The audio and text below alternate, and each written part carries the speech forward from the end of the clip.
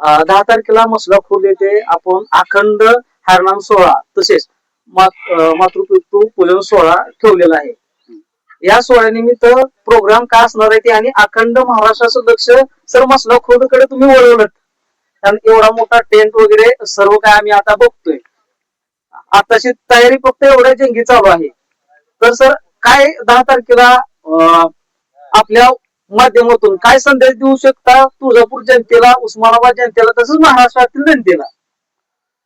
मी रामेश्वर शिवाजी खराडे, मसला खुर्द येथील रहिवासी असून माझ्या आई वडिलांची आईची इच्छा होती की आपल्या घरी एक सप्ताह व्हावा, सप्त्याच्या माध्यमातून संप्रदाय घडावा. माझी आई संप्रदायाला खूप मानते, आमची आई माळकरी आहे, त्याच्यामुळे खूप दिवसाची इच्छा होती तिची. त्याच्यामुळे हा मोठा सोहळा मी आयोजित केलेला आहे आणि सदर सोहळा हा 10 तारखेपासून सुरुवात आहे. तर 10 तारखेला इथं संजय बाबा पाचकर महाराजांची भव्य दिव्य अशी रामकथा आहे. तर त्याचं टायमिंग 2 ते 5 आहे आणि सलग 8 दिवस कीर्तन सोहळा पण आहे.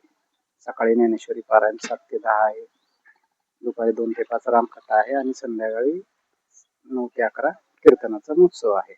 तर 10 तारखेला विशाल महाराज खोले, सुप्रसिद्ध पिंगळा, त्यांचं प्रसिद्ध आहे, त्यांचं कीर्तन आहे.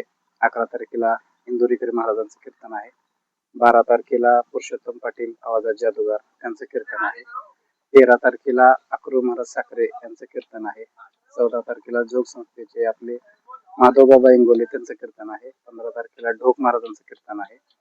16 तारखेला आपले कान्होबा महाराजांचं कीर्तन आहे, तुकाराम महाराजांचे वंशज. आणि 17 तारखेला गिरवकर बाबांचा काला आहे.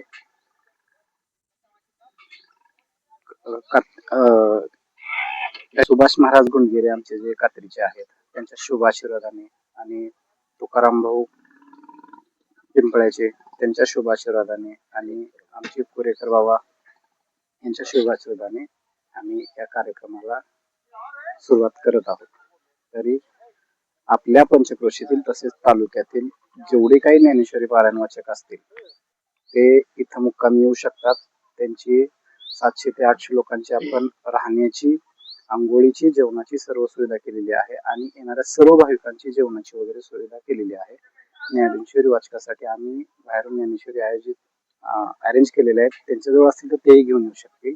आणि प्रत्येकाची जेवणाची, सकाळी चहा नाश्ता, दुपारी जेवण, संध्याकाळी जेवणाची सोय केलेली आहे. निवासी सोय खूप जणांची केलेली आहे आणि जवळपास 20-25 हजार पब्लिक बसेल एवढं अरेंजमेंट केलेली आहे.